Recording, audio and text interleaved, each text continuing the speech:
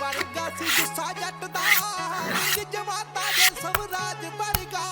ਕਬੂਤਰੀਆਂ ਤੇਰੇ ਜਿਹੀਆਂ ਬਹੁਤ ਪਿੱਛੇ ਸੀ ਮੁੰਡਾ ਸਰਪੰਚਾਂ ਦਾ ਸੀ ਬਾਜ ਵਰਗਾ ਚੜੀ ਸੀ ਜਵਾਨੀ ਪਟਰੌਲ ਵਰਗੀ ਲਿਸ਼ਕਦਾ ਸੀਗਾ ਤੇਰੇ ਗੋਟੇ ਨਾਲ ਦਾ ਤੇਰੇ ਹੁਸਨ ਦੀ ਮੇਰੀ ਚੱਲੀ ਪੁਰੇ ਵਰਗੀ ਜੱਟ ਜੜੋਂ ਪੱਟਦਾ